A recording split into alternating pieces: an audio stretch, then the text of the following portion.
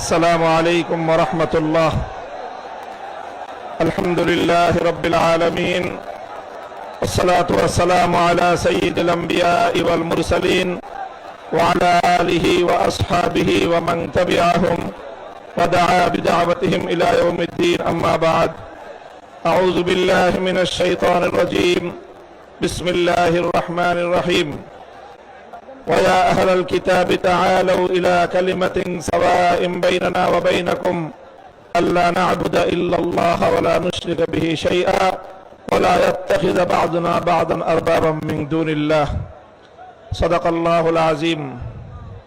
ইসলামী আন্দোলন বাংলাদেশের উদ্যোগে আয়োজিত চরমনাই দরবারে অনুষ্ঠিত আজকের এই ঐতিহাসিক ওলামা মাশায়েখ সম্মেলনে উপস্থিত ইসলামী আন্দোলন বাংলাদেশের মোহতারাম আমির পীর সাহেব চরমনাই সৈয়দ রেজাউল করিম হাফিজাহুল্লাহ, অন্যান্য শীর্ষ ওলামায়ে কেরাম এবং সমবেত ওলামা মাশায়েখ ও আমার প্রাণপ্রিয় ধর্মপ্রাণ মুসলমান ভাই বন্ধুগণ,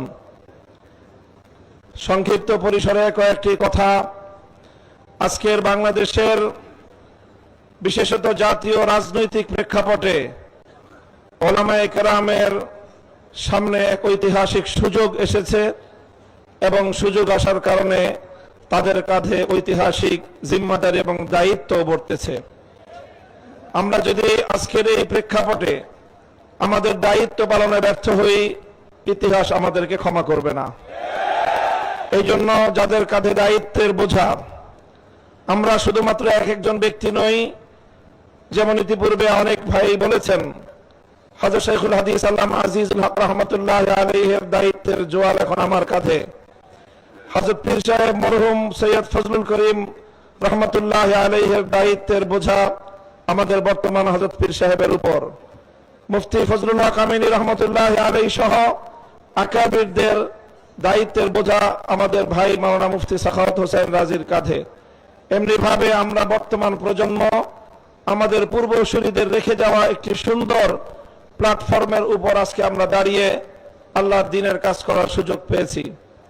কাজে এই জায়গা থেকে আজকের এই জাতিকে যদি আমরা নেতৃত্ব দিতে, যথাযথ দিক নির্দেশনা দিতে যদি আমরা ব্যর্থ হই, তাহলে আমাদেরকে অনেক বড় মাসুল গুনতে হবে, দুনিয়াতেও এবং আখিরাতেও।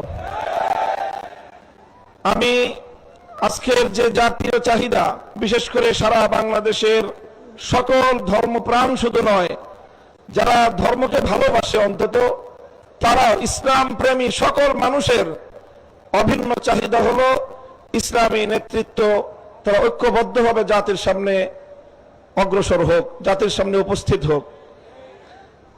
আমি আমার দীর্ঘ যে পর্যবেক্ষণ বাংলাদেশের ধর্মীয় এবং রাজনৈতিক অঙ্গন নিয়ে, সেটা আমি দেখি যে বাংলাদেশে আমরা আলহামদুলিল্লাহ ইসলামিক দৃষ্টিকোণ থেকে আমাদের পার্শ্ববর্তী উপমহাদেশের অন্যান্য দেশের তুলনায় আমরা অনেক সহনশীল একটি জায়গায় রয়েছি।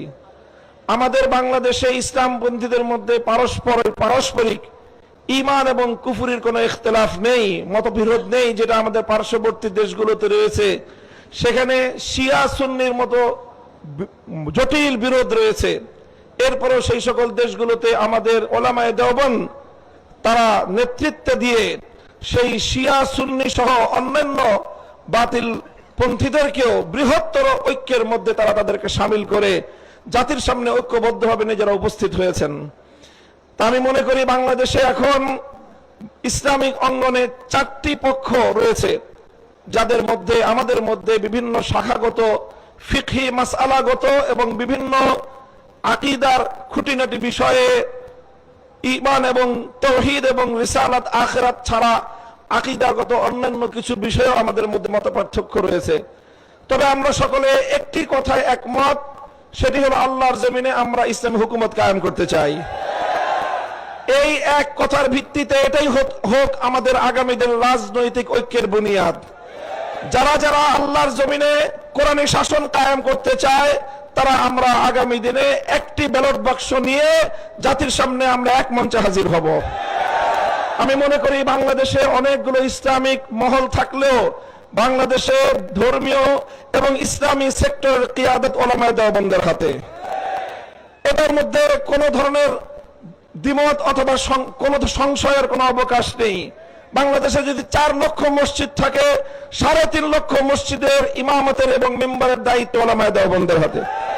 কাজেই ধর্মীয় সকল অঙ্গনগুলোকে ঐক্যবদ্ধ করার ঐতিহাসিক দায়িত্ব ওলামায়ে দেওবন্দের কাঁধে।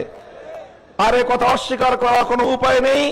দেওবন্দি ওলামায়ে কেরামের সাথে সংশ্লিষ্ট যতগুলো রাজনৈতিক সংগঠন রয়েছে, তার মধ্যে সর্ববৃহৎ রাজনৈতিক সংগঠন ইসলামী আন্দোলন বাংলাদেশ। কাজেই সেই জায়গা থেকে ইসলামী আন্দোলন বাংলাদেশের দায়িত্ব সবচেয়ে বেশি। আলহামদুলিল্লাহ, আমি সাক্ষী দিচ্ছি লাখো জনতার এই মজমায় আমরা হযরত পীর সাহেব চরমনায় সৈয়দ রেজাউল করিম সাহেব হাফিজাহুল্লাহর মধ্যে সেই উদারতা এবং সেই আন্তরিকতা আমি প্রত্যক্ষ করেছি, আমি সাক্ষী দিচ্ছি। এজন্য আমরা আশাবাদী আগামী দিনে ইনশাআল্লাহ আমাদের ঐক্য প্রতিষ্ঠিত হবে। এই জন্য আমাদের যেই কথা আমরা একমত, সেটা হলো আগে আমাদের ওলামায়ে দেওবন্দের নেতৃত্বে যে সকল রাজনৈতিক সংগঠনগুলো পরিচালিত হচ্ছে, আমরা আমাদের মধ্যে আমাদের ঐক্যকে আরো সংহত এবং মজবুত করব। ইতিমধ্যে আমির হেফাজত আল্লামা শাহ মুহিবুল্লাহ বাবুনগরী হাফিজাহুল্লাহর পক্ষ থেকেও আমাদেরকে সকল সংগঠনকে এই দাওয়াত দেওয়া হয়েছে। কাজে ইনশাআল্লাহ আমরা আশা করছি যে অদূর ভবিষ্যতে অনতিবিলম্বে আমাদের ঘরানার সবগুলো রাজনৈতিক সংগঠন আমরা সীসাডালা প্রাচীরের মতো ঐক্যবদ্ধ হব। এরপরে বাংলাদেশে অপর 3টি ইসলামী ধারাকেও রাজনীতির ক্ষেত্রে আল্লাহর জমিনে ইসলামী হুকুমত কায়েম করার জন্য তাদেরকেও আমরা তাদের কাছে দাওয়াত নিয়ে যাব ইনশাআল্লাহ। সেটা হলো, একদিকে বাংলাদেশে আরেকটি অঙ্গন রয়েছে আহলে হাদিস সম্প্রদায় হিসাবে বিশাল একটা সম্প্রদায় বাংলাদেশে রয়েছে। আমার যতদূর জানা, তারাও এই বিষয়ে বর্তমানে অতীতের যে কোনো সময়ের তুলনায় উদার দৃষ্টিভঙ্গি লালন করছেন। ডক্টর আসাদুল্লাহ গালিব এবং মৌলানা আব্দুর রাজ্জাক বিন ইউসুফের নেতৃত্বে আহলে হাদিস ভাইয়েরা তারা রাজনৈতিক অঙ্গনে ওলামায়ে উম্মতের সাথে ওলামায়ে দেওবন্দের সাথে ঐক্য করার জন্য তারা প্রস্তুত রয়েছেন। আমাদের আরেকটি অঙ্গন রয়েছে যাদেরকে আমরা সুন্নি বলে জেনে থাকি, সেই সুন্নি ভাইয়েরাও আমি আশা করি এবং আমার কাছে যতটুকু ধারণা, তারাও ঐক্যের জন্য প্রস্তুত রয়েছেন। তৃতীয় যে আরেকটি গ্রুপ রয়েছে জামায়াতে ইসলামী বাংলাদেশ, যারা দীর্ঘদিন ধরে রাজনৈতিক অঙ্গনে আল্লাহর জমিনে আল্লাহর আইন বাস্তবায়ন করার স্লোগান নিয়ে যারা কাজ করছেন, তাদেরকে আমরা উদাত্ত আহ্বান জানাবো এবং তাদের কাছে আমরা দাওয়াত নিয়ে যাব। এইভাবে ওলামায়ে দেওবন্দ যদি ঐক্যবদ্ধ হয়ে আহলে হাদিস, সুন্নি, জামায়াতে ইসলামী সহ ঐক্যবদ্ধ হতে পারে, বাংলাদেশে উম্মতের ওলামায়ে কেরামের কাছে জিজ্ঞাসা করা ছাড়া কোন রাজনৈতিক সিদ্ধান্ত গ্রহণ করা যাবে না। বাংলাদেশ ইনশাআল্লাহ আল্লাহর নিজাম অনুযায়ী চলবে, কোরআনী শাসন বাস্তবায়ন হবে ইনশাআল্লাহ। সেই দিন আমরা দেখতে পাবো, আমাদের হায়াতে, আমাদের জীবদ্দশায় দেখতে পাবো। আমি আশা করি আগামী নির্বাচন হবে আমাদের জন্য সেই ধরনের বৃহত্তর একটি ঐক্য জাতিকে উপহার দেওয়ার মোক্ষম সময়। আমি আপনাদের সকলের কাছে দোয়া চাই যে এভাবে যেন আমরা আমাদের ভূমিকাগুলো পালন করে যেতে পারি।